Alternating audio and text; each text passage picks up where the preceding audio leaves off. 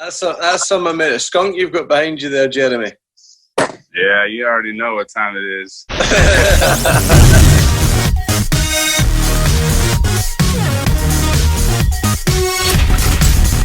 Hey guys, welcome back to another episode of the Higher Level podcast. So we've got a fun one for you tonight, guys.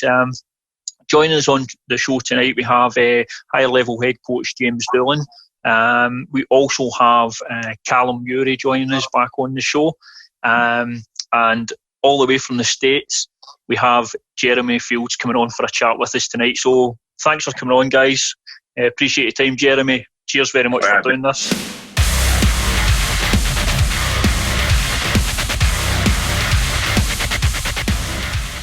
Cheers, mate. Thank you. So I guess we'll start off kind of how we're starting off every conversation at the moment. How is life out in the States at the moment? I'm just wondering how it's comparing to things in Scotland. I'm assuming it's much the same. So what's things like out there just now for you? I mean, I'm pretty sure at this point it's probably the same. I mean, everyone's doing this lockdown game. The deep state's got us all, following their rule. So, yeah, I mean, they have us locked down, wearing masks, social distancing's in place, but I have to do my own thing, I kind of have to continue training. So, but yeah, they're definitely, they're enforcing it. Luckily for me, I have a lot of the local PD that train at the school. So they kind of give me the heads up. They're not really going to mess with us too much, but some gyms are currently shutting down. So because of the situation, so that's more of the issue right now is people losing their shit, Yeah, that's it. I mean, we've kind of spoken on this show in the past, obviously, about the virus, but it just seems like now the implications out with the virus for business owners, people's mental health and the economics of everything seem to now be that could ultimately cause a lot of deaths going forward and cause a lot of people a lot of problems. In terms of the gym and stuff like that for you, has your numbers dropped off of the guys coming out to the gym? And repeat the question. Sorry, what was saying in terms of obviously post before the lockdown kicked in, obviously I'm sure you've got a busy gym and lots of guys coming in. Right. How much of an impact has the lockdown had on you and your gym? It's definitely impacted. If this is the right question, yeah, it's definitely impacted my gym for sure. The second it went down, I gave everyone the option to kind of just put their memberships on hold, or if they want to just cancel, that's fine. Me personally, I don't believe in the hype. I don't believe in the CDC or the World Health Organization. So I gave them the option. If you're scared, stay home. You know what I mean? I've lost about 50% of my students due to the situation, but there's also another 50% that are still holding it down. So, bless up to those guys. But right now, it's impacting hard. It's definitely, everyone's taking a major impact for sure. Yeah, no, obviously, probably that's a good point for you to come in, James. Obviously, you've been a gym owner as well, and you're seeing the impact of that. You're probably in a similar boat as Jeremy, I would assume. Yeah, exactly the same, man. About the same numbers as well. I think about 50% are the guys who were on the membership and stuff have had to patch it, which is understandable because a lot of guys are not working here now. And then the guys who are in a position to keep paying their membership are still paying. And it's hopefully going to keep the gym afloat and stuff, but the longer this goes on, the more gyms are going to close. You can see in Scotland a lot of guys are already starting to talk about closing their gyms. You can see it's heartbreaking as well. You can see guys starting to sell off equipment like mats and stuff to cover rent, and we've no idea when it'll go back to normal either. So it's just a weird fucking time, man. Yeah, we started selling off my second layer of mat, dude, just to kind of help pay for the bills because both landlords have their hands out, talking about, they have their mortgage and, they're not willing to take that hit. Even if they took a hit from us, I mean, we're still going to have to turn around and pay it. So I'm going to try my best not to put myself behind, but our government hasn't kicked down nothing. No, nothing. So a lot of small businesses like he was saying, is they're shutting down. There's two jiu-jitsu gyms local to me that just locked their doors last week. So, sad. Yeah, I think our government as well. Some people have got a bit of support. I've been personally lucky myself that I'm more or less getting paid fully, being off. But I've got my brother. He's self-employed and same as Calum. So they've not. You just haven't really had anything so far, Calum. I know you said there was something coming up. We get universal credit. Basically, it's like 90 odd quid a week, which can. You get it monthly, so I think it's like £375 a month you drop in your bank, which isn't much if you've got rent to pay off that and you've got bills and shit. Right. Not very much. But there is help coming for us later on this month. Where we're going to get 80% of the money we've lost back over the past 2 months. But I think it could go on for 3 months before the sites. I think it's going to be mid-June before the sites open back up. So they're going to have to pay us up to that date until we can go back. They're going to have to pay us. They ran out. They ran out of money over here, so they've already done started putting funds back into it twice already. So I don't even know where a lot of the SBA, which is the Small Business Administration, they're kind of telling everybody to just hold on. You're in line. Your application's been submitted, but on the other hand, they're saying that they've already ran out of the money twice, billions of dollars. Exactly. And then they're going to have to try and get it back of us somehow. Yeah, our taxes are probably going to go up after this. They'll probably lower our wage. There'll be less guys, more guys try to find work. And you know what I mean? The rate will go down, the tax will go up, screw us back. But that's what it is. I think I seen something as well that was put out there about the amount of people. This was just in the UK, like cancer patients and stuff like that are potentially going to die because they're not getting treatment and that. And I think the number was really high here. I think it was somewhere like 18,000. So that alone is a scary thought as well. And then they'll add COVID-19 on it.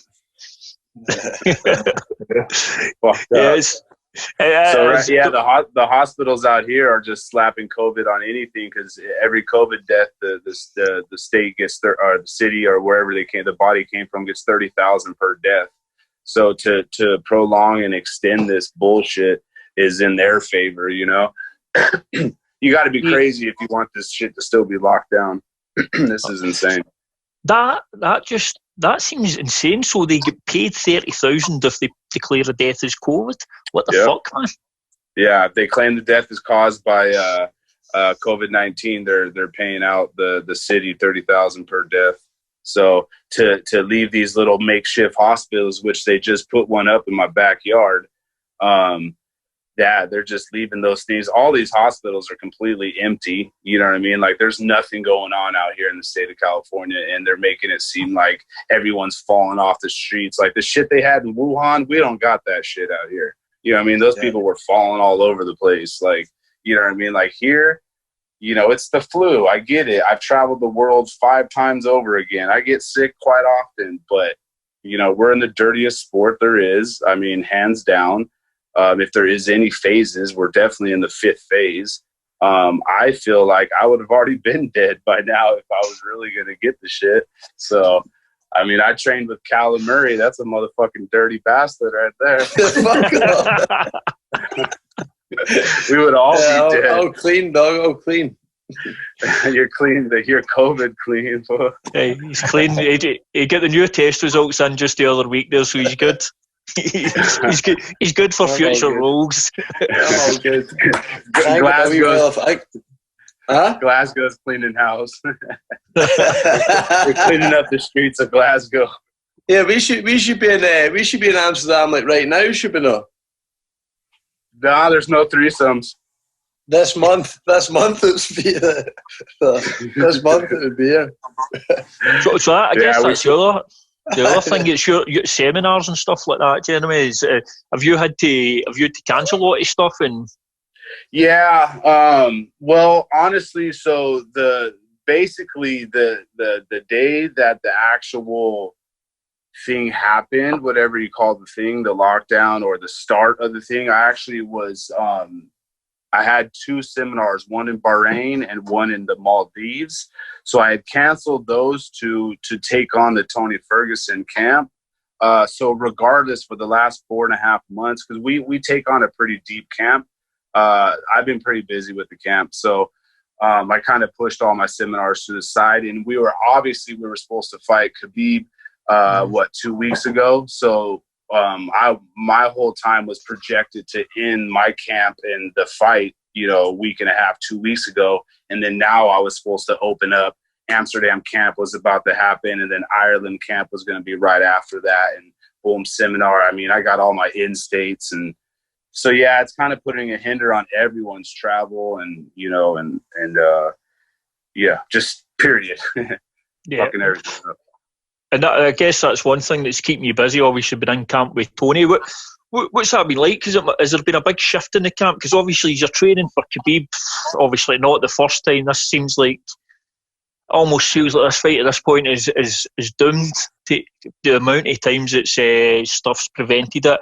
But you're training. Obviously, Tony's training for Khabib. You know what Khabib's game is, and you know what he's going to look to do. To then switch that to Justin. A guy who's obviously got a really good wrestling, but never uses it. He likes to stand in the feet. Was there a lot of adjustments had to be made in the camp, or? At the end of the day, we're gonna fight the champion. You know what I mean? So whoever the fuck wants to stand in front of us will get it. It is what it is. We trained a certain level of intensity, high volumes, high turnaround paces. That's just the way Tony is. He's intense anyway. So again, it could have been the champion, it could be Justin, it could be Poirier, it could be anybody. We're still gonna go out there fighting. One good thing about Tony Ferguson is, he's very isolated person regardless. You know what I mean? So it didn't change anything for our camp.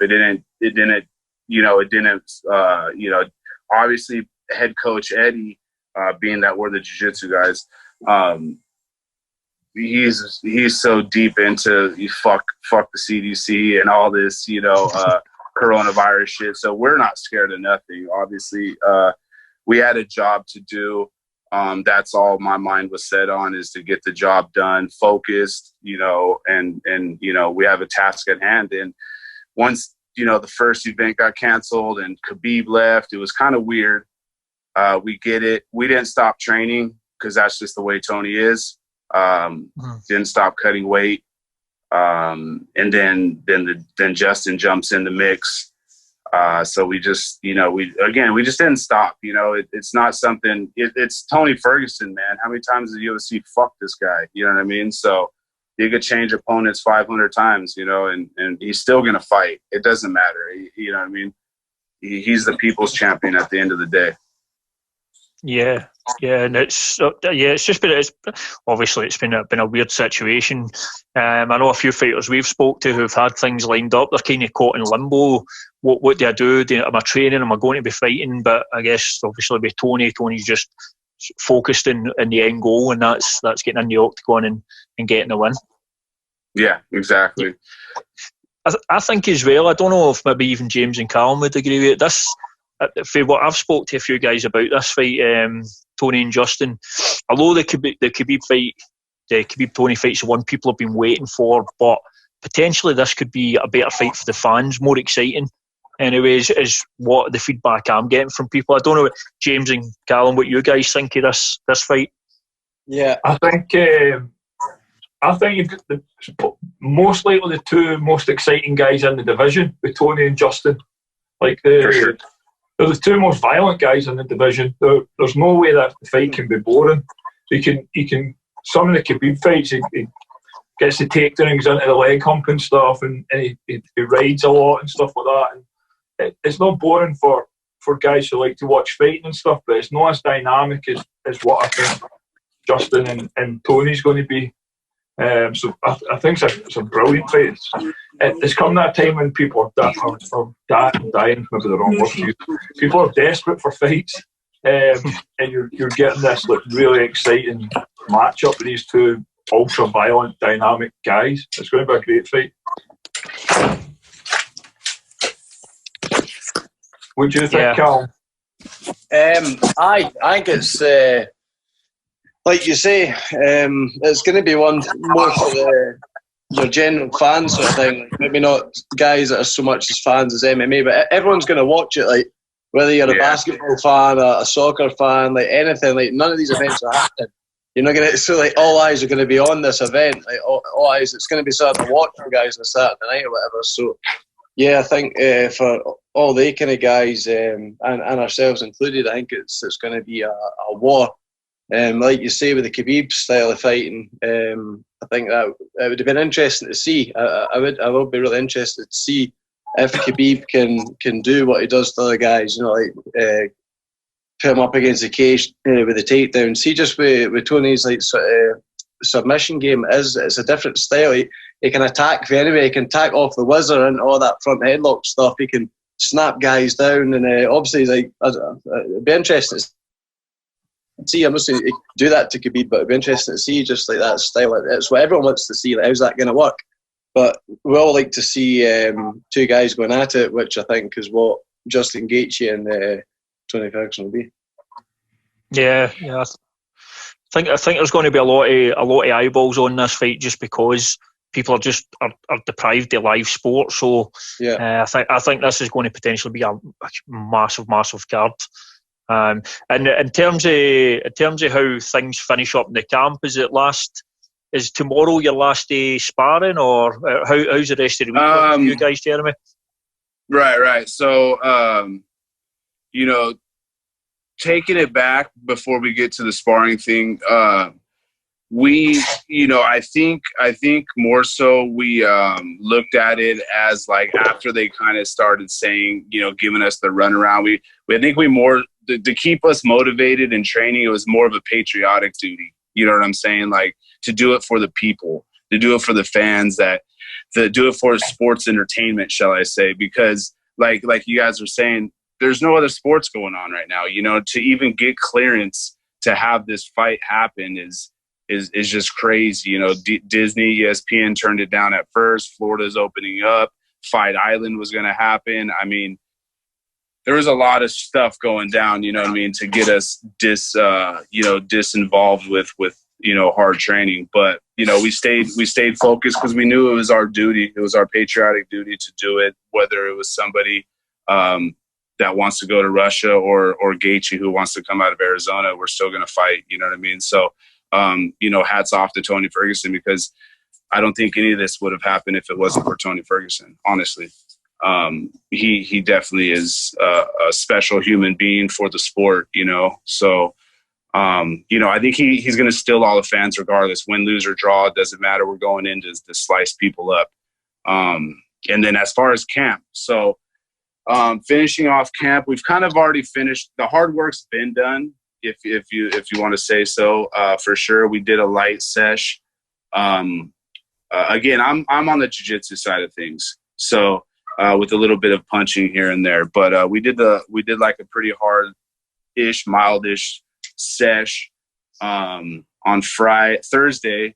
We finished that off, and then he hit his Muay Thai and all his stuff and his cardio to finalize his weight to where he wanted to be. They flew out to Florida today. I was supposed to fly out to Florida today. So I opted off. I just talked to Tony right now, so they just boarded their plane. But I opted to leave tomorrow because I had to do some things today. So they're going to get into Florida around 8 o'clock tonight. I'm sure they'll have like a light meal, rest, and then we'll start doing some light sparring, rolling around, getting active and acclimated, and start turning up a little bit. I would say about Tuesday, Wednesday-ish. Thursday is going to be open workout. Friday is going to be press and all then weigh-ins, and Saturday's fight, man. It's kind of weird how everything is. It's unfortunate, but we're definitely going in for war no matter what. It's what we prepared for. Have you spoke about? There'll be no crowd at the event. There'll be no one in the seats. Have you spoke about that? How it might be different, or are you just going to phase that out? Well, we've definitely talked about it. And again, one thing that's cool about Tony Ferguson, if we look back in history, is he was on The Ultimate Fighter. Okay. Yeah. He had to fight 12 dudes or 9 dudes in a house, had to live with a house. There was no crowd. There was no workout partners. There was no sparring partners. You had to do everything isolated. You had a coach, but you only had your coach when it was fight time. So at the end of the day, he still had to figure out a way to stay on top of his training, stay mentally focused, be, mentally sane, you know what I mean, as a normal human being, and still be able to turn into this dominant fighter. So with or without a crowd, I'm sure all of his fights, he's had that crowd there, but he has been in these situations where there was no crowd. He had to fight 9 people in order to get to the top, so he does have a little advantage of being that isolated fighter, or being that guy that's been in these positions, maybe so to say, with no audience. Pretty cool. Sorry, Jeremy, are you getting the 3 corner men or the 4 corner men as per normal? That's pretty cool. Yeah, so right now I think they're only going to allow 2, maybe 3 at the most. But Coach Rashad and Coach Eddie will be in there for sure, 100%. That's cool. Yeah, it's going to be a bit of a surreal experience. Yes, just seeing fights, but I'm really looking forward to it.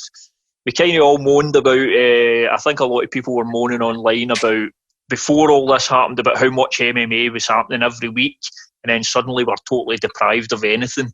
And right. I think when everything starts back up again, I think you're going to see fans maybe appreciating it a bit more. How fortunate we are to see so many fights so regularly. Yeah, fortunate for us, we saw that fight before they canceled the events with no crowd, so we kind of already have a taste of how it would be. You know what I mean? So if anyone uses experience, that's something they should use to their advantage. Is you know what I mean? Mental warfare, if anything, just knowing that you have to go in like that, you have to adjust for that. If you get hyped off of other people's energy, then you're definitely gonna have to find a new way of motivating yourself. Yeah, I don't know what you guys thought about watching it. I personally quite enjoyed it. I liked it. Almost felt like I was more at the show, obviously, because you were getting to hear everything. You were getting to hear the impacts of strikes and getting to hear the corner advice a bit better. It was. I mean, it was really a throwback. I really, really enjoyed it. It's going to. I'm personally really looking forward to it. And for you, Jeremy, as well. You're obviously in the camp, but you started, I believe, in jiu-jitsu. Was it 1998? If I'm not mistaken. Yeah, it was 98, 99, 2000, 98, 99. I was under hoist and started paying full-blown payment back then. Yeah, so I started quite some time ago. And you were with Hoist for about six years before? Yeah. So I was under Hoist Gracie for about 6 years doing that gi thing, and then we kind of just evolved into moving forward. Was introduced to a couple guys, and the next thing you know, we're down in LA with Eddie Bravo. Long story short, and kind of just took it up from there, and just grew with them and grew with the relationship as him being my coach, and figuring out the medium between the two. What was it like for you when you had been obviously training with Hoist, and then going into Eddie, who's doing something not completely different, but it's something new, and a lot of stuff he'd innovated himself? Did you immediately feel like that fitted you better? When I first walked, we had great basics. Obviously, I was blessed with 2 very high level dudes, Sean Bollinger being one of them. So he was a dude who just naturally was just a beast, dude. 15, 16 years old, he's fucking up grown ass adults. So I was lucky to have him. He's pretty much the guy who invited me along with Little John to come over to train down there. So, you know, if it wasn't for Sean and being how great and superior he was, I think the road would have been a little bit different. But when we went down there, being that we had great solid basics, and Sean being as great as he is, we were accepted pretty well. But, you know, I adapted to the situation. I adapted to the style real fast. There's a couple things I didn't really understand. I remember one of the first classes, you know, Eddie's talking about get into Jiu Claw. And for one, we didn't really understand the lingo at the time. Let's get into Omoplata. And I'm like, what the hell's an Omoplata? And I'm already 6 years into jiu-jitsu. And it's like, but then I have my other buddy who was already 6 years in jiu-jitsu and didn't know how to finish a triangle, but yet we're under fucking Hoist Gracie.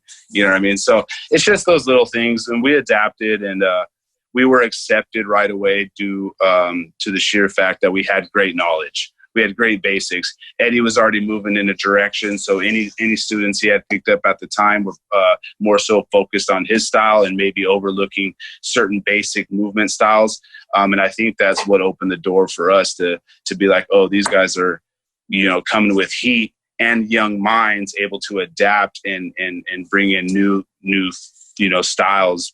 But Sean being Sean, I mean, he's so witty and he's so fast and he's adapting and he's so creative that he was just applying and putting in and plugging in his knowledge into the system. So the 10 Planet system in general has a lot to pay homage to the beginning, you know, of Sean Bollinger's movement and with the 10 Planet. There's a lot of, as you see, a lot of the moves are still named after the stuff that he's done. Yeah, and obviously we'll get Calum on as well. So Calum's spoke to us in the past about his first time coming out to the States. Obviously, Calum's a black belt as well now. What was it? When was the first time you actually met Calum, Jeremy? Oh man, the first time I met Calum was years ago. Man, I couldn't even say the exact second, but because there's just so many times. But shit, man, was it here, Cal, or was it there? Where would it have been? Like, was I in No, Europe? I think it was actually. I think it was actually over in America because I went into. Was in America? Mind, I went in to do a couple of seminars with Sean. Right. Sean was doing a couple of seminars. Him and what was his ex-girlfriend's name again? What's her name? Fucking Alina. Alina, hi. Sean and Alina were over, and I ended up getting a crack with Sean. A couple of nights. We done the seminar. We done a couple of seminars actually. Was that Grimsby? Was that the Grimsby? No, that was before. That was the Grimsby. I was going down there before I'd even done Sean's. That was the first 10. That was the first 10th Planet school in UK. That was right. It was like a 10 years ago, 12 years ago or something. Yeah. 10, 11 years ago or something like that. A while ago. But I come over to California. That's when I met you. You were running the Riverside gym. I came over with Cameron Carr. Yeah. 2011 that was 9 years ago. It's just crazy because it seems like it was prior to that too, because then I'm like Cam and it's just, who knows, man, so many times at this point now, dude. And then we've had Mop out, and then we've had Phil out, and then we've had Gary Priest with some cracks. Yeah, it's good times, man. You know, Calum's a beast, man. So sure, man. Yeah, and I think as well, Calum, you seem to, when you were saying the early days, you trying to find out about 10th Planet, you seem to find that system suited you. It was actually Mop that got me in touch with it years ago. I just kind of, the Mop was training at a guy, Josh Gavins. It was, he was the head hostile territory coach. He was at a 6th Dan in judo. He was like guru, top man. Mop was training there, and he'd seen this sort of Eddie Bravo style on YouTube or something. It was just like kind of seen this guy who was doing rubber guard and sort of like this mad half guard game and stuff. So Mop says to me, you should try this stuff, because I was just doing Taekwondo at the time. I wasn't really doing any grappling. Mop had been grappling about a year, I think, and then like, I sort of got a roll about with him, and he would just tie me up and stuff. I might learn some of this stuff. And anyway, he told me to go to the 10th Planet, so I ended up checking out. There's a place in Grimsby. We went down there, trained. Ended up going over to California. I met Jeremy, met Sean. Started going through gradings with them stuff and training. Good cracks, good times. And here you are now. Obviously, you got your black belt. Was it Jeremy? Was it you that gave Calum his black belt? Yeah, Me, I came out to Scotland. Did a seminar. Well, I've been out there quite a few times, and Calum and I and Mop and Gas, and we've trained so much together. So when I went out there, I awarded him his black belt under myself and Sean Bollinger. I mean, he's solid, man. Calum's a special dude. For sure. That neck, man, is nothing to be tested. That's for sure. I've seen the highest level darcers in the game not be able to take that neck out. Me being one of them. You know what I mean? Yeah. So I put my darts game on like a number 10, and this dude can hold on, man. Yeah, I've heard Calum do. Is it a fake choke you do as well, Calum? Just to get guys to squeeze. I've done that a couple of times actually. So the guys actually, I've got to ask, do a lot of guys fall for that? 100%, because you know what? 100%. I'll never do it, right? That's the truth in it. I'll never do it. It was actually, see the maddest thing of it was actually an old fucking Eddie Bravo thing I seen. It's an old trick, dude. Was it an old Eddie? I seen it was on a DVD or one of these books or something. I can't mind, and I kind of chuckled at it. I thought it was quite. And then when I managed to kind of build up this resistance on my neck, right? See when I'm just about out. See when I'm at a point where other people I know will kind of like when it's that point. Other people who go, there's a fine line. I know that I've just got that bit more, and I know how much they're putting into their squeeze. And see when they get to that maximum squeeze, they're then going to let go and fucking, you know what I mean? They're going to let go. So as soon as I feel them stop letting go, I felt their max squeeze. So I make the noise, and then they'll go and they'll squeeze again. So like when they're going to rest, they're squeezing again. Before you know it, they're squeezing for 3 minutes straight, squeezing everything they've got. Then they let go, and I'm fine. I'm chilling there, but I'm making the wee noises. You know what I mean? Like that last triangle I was in. That was like Tad's flavours coming from my mouth, but I was always all right. But I was my gum shield was choking me a wee bit actually. My gum shield came off my teeth. But it's an old trick. It's worked a few times. Like it helps. Hey, these crafty old veteran moves are about because they work. We got a couple bets. Nah, you certainly have. But Jeremy, see the early days of 10th Planet. Obviously, did you foresee where it was going to become, because it's become this massive thing all over the world? Did you envisage, realise it was going to be as big as it's gotten? I think Eddie's vision probably was there. Me as an individual, I think I was solely focused on my movements, not the growth of the whole entire system, until I paid full homage to like understanding what my purpose was. Like I know that my purpose now is to spread the system. You know what I'm saying? And to be a good coach to my students and give them everything that I could give them. But there was a point when I was focused on solely growing myself. You know what I mean? But at that point, we only had 40 schools at the most. But, once we all kind of like, knuckled down and kind of, whoa, this, we were actually doing something that the whole world wants. I think everyone kind of grasped that almost at the same time.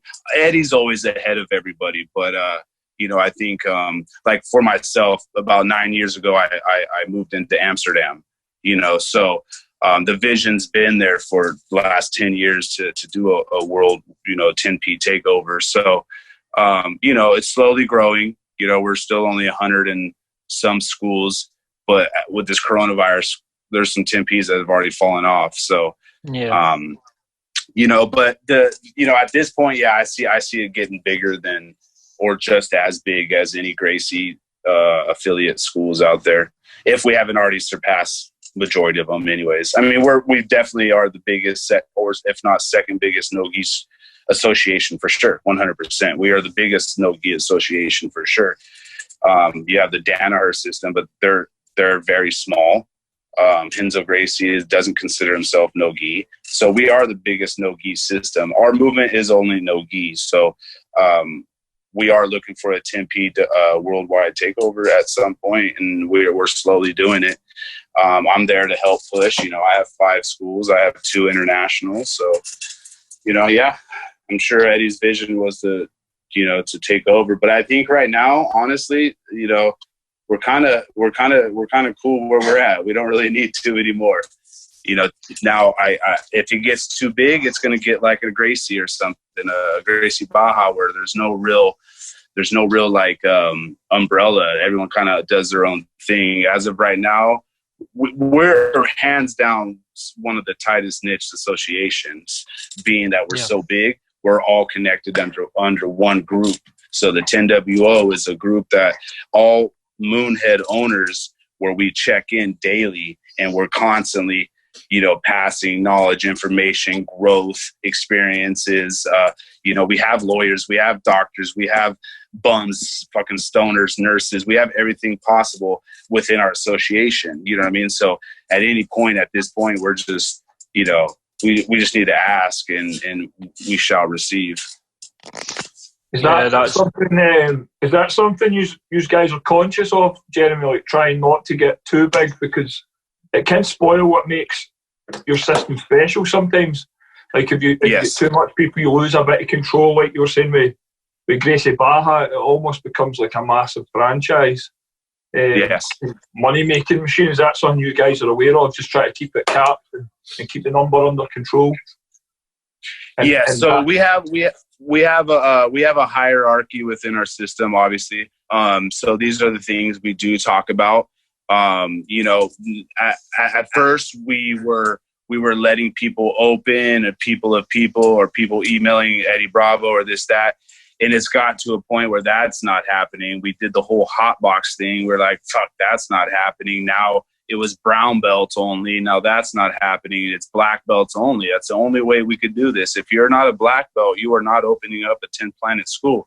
And just because you're a black belt doesn't mean you're opening up a 10 Planet school. You have to be an active black belt. You have to have knowledge. You have to been from the ground up with us at this point, and a Calum, a branch of black belt. You know what I mean? So with full respect, knowing that he's going to go and push full forth with the system, because it's not about opening a school and riding the wave of now, like, get out of here. This is a lifelong, commitment, as you know what I mean, higher level, and all these these upper gyms, SMACs, and all these gyms, like, they're not just jumping ship because they want to jump ship. Like, you have to be about that business. And we've cut that out. There's been a lot of fuckery, you know what I'm saying? And at this point, it's black belts only within our associations that are allowed to open up schools because of that. Yes. Yeah, it seems like the smart thing to do, because you see it with some associations. You can almost start that rot from within, and it bleeds out onto the brand. So I think that the fact you're aware of that early on can only benefit the 10th Planet going forward. Yeah, I mean, if I wanted to open up a school every fucking place I could throw a rock, I would, but that's really not what it's about, Plus, I have, as an individual, have to be able to take care and be able to be on top. Like, I have a guy in Nebraska, I have a guy in Texas, I got Amsterdam, Ireland, I'm all over the place. So these are guys I have to make sure they're doing their thing. Plus, my own students, and if they're not on top of the warm-ups, like, we have curriculum. We have an 8-week curriculum that's constantly updating. We're on B12s, B14s, you know what I mean? If you're not on top of that, then you're too far behind anyways. Good luck. So it's and people and a lot of people come up to me like, coach, or Jeremy or Eddie, why are all of our warm-ups online, blah blah blah blah, all of our stuff's online? But it's like, dude, by the time anyone catches up to that shit, we're already past it 10 times over again. You know what I mean? We're doing fucking flying Iminaris, you know what I mean? So by the time the person learns how to do some rubber guard, we're on some flying Iminari shit. Awesome. It's fine. James would be saying that's where fucking Calum gets it. That's the thing as well, James. You see, like, obviously see Calum coming in. He's training in that 10th Planet system, and then coming into the gym and implementing that into his mixed martial arts game. How big a benefit do you think it is for like guys like Calum, who seems built for that type of system? It's a benefit two ways, because what I find with Calum is a lot of guys they get into the cage with him, and by the time they're in the cage with him and Calum starts hitting his techniques and his flows and stuff, guys don't know how to deal with it because they're not dealing with it every single night in the gym. So if you're trying to deal with that in 15 minutes, a guy trying to take you out and the pressure and stuff, it's a really hard thing to figure out and deal with under that type of pressure if you're not training it every single day.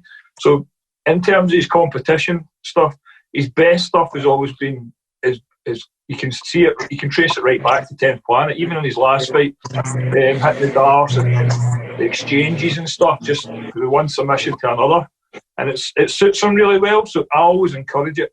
And the other side of that for me is the rest of my students, and some of them don't play the same techniques as Calum and the same systems, but they're exposed to it. So when they go into fights and a guy pulls rubber guard, Calum's already pulled rubber guard in the gym, so they're a wee bit more prepared for aware, and they can shut it down. Whereas if you go into a fight and the guy does something you've never seen before, it's hard to deal with it, man.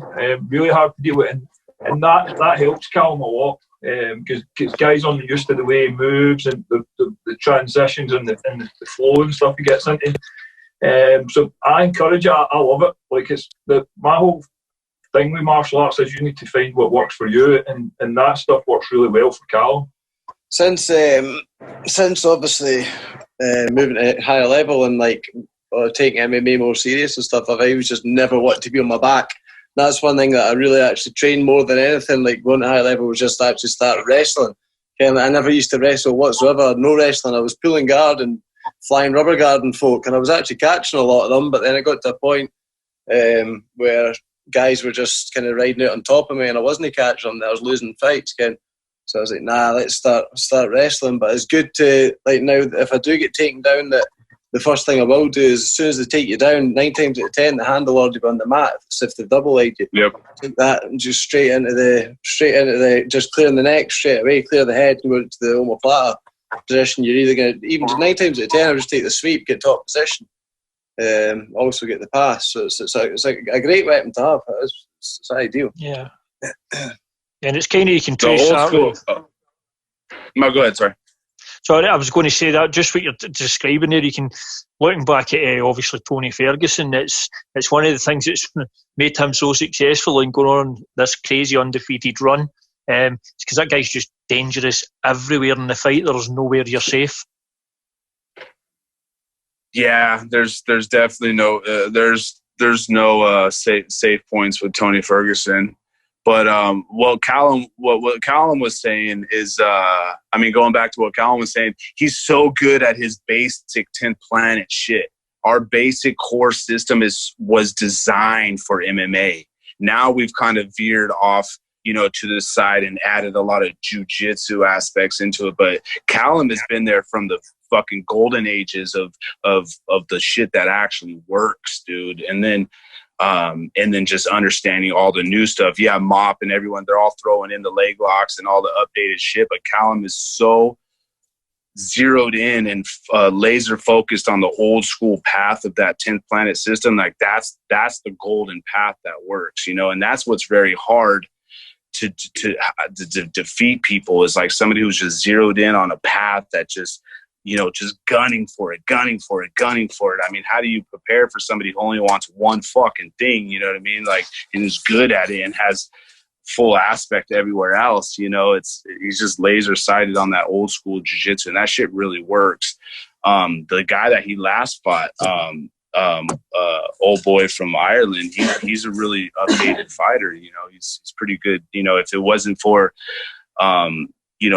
Calum training every day with his boys, that would have been a tough fight. You know what I mean? There's a lot of both sides of jiu-jitsu going on. There was a lot of that 10 Planet and that core basic going on too. If you didn't have those basics just to get out of shit or get that arm out or out that triangle, you know what I mean? You may have been in a world of shit too, So having that core good higher level jiu-jitsu mixed in with that 10 Planet jiu-jitsu, I mean, that's a win-win situation right there. Yeah, absolutely. I think that's a great place to end it. That was very well put, Jeremy. And listen, mate, we really appreciate you calling into the show and having a chat with us. Obviously, I know we've got a really busy week ahead of you, so we appreciate the time that you've given us today or tonight for us. And obviously, best of luck this week and the fight that we're all desperate to see and look forward to seeing. But again, thanks for coming on. And obviously, as always, Calum, James, appreciate you coming in as well and joining in the conversation. Yeah, just to be in the same room with you guys, man, is awesome, man. So thank you guys for having me and, taking the time to listen to me. So thank you guys. Well, we appreciate it, man. It's been a blast. Thanks, Jeremy.